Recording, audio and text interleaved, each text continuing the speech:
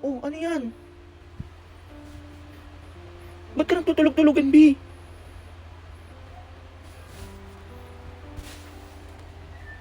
Ano yan? Gumising ka dyan, B. Di mo pa na-explain ng confidential fund. Tutulog-tulog ka dyan, B. Hindi pwede yan sa amin, B. Gumising ka. Gumising ka.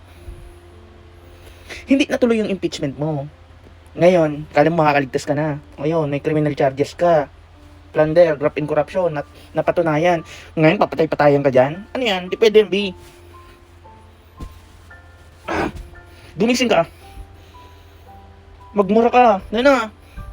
Hindi pwede yung papatay-patayan ka dyan. Gumising ka. Gumising ka.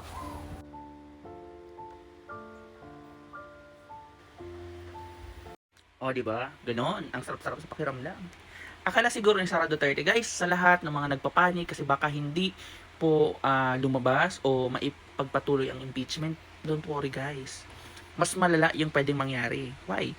Kasi pwede po tayong magsampa. Actually, meron na silang second thought na nila yan. Kung hindi nila ipagpatuloy yung impeachment, they will file criminal charges, di ba?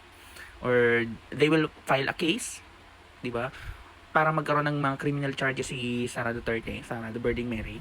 Hindi siya pwedeng magpatay-patayan, magkunwari patay-patayan siya kasi makukonvict at makukonvict talaga siya. Hindi po siya makakaligtas because ang kaso niya nagawa na.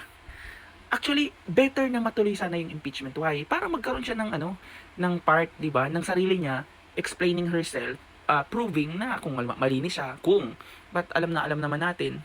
Alam mo kung ako DDS, ay magrarally talaga ako. Pagpatuloy niyo na kasi napapaya na kami masyado para makrumpal namin yung mga loyalista at mga kakamping na nagsasabi na buaya daw si Sara. Para magtatagumpay naman kayo, B. 'Di ba?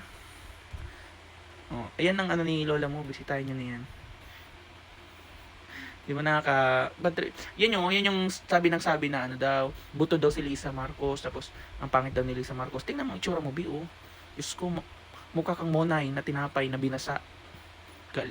Binasa ng baha galing Davao. Di ba? Imidora ka talaga. Yan ang sinasabi ko. Kala ni Sara magtatagumpay siya. Kala ni Sara pag hindi siya na-impeach, she will still run. Once na mag-positive siya, makonvict siya with the case or with the crime of plunder, ang plunder ay meron pa rin talagang perpetual disqualification na hindi pa rin siya makakapag-run for a post in the office.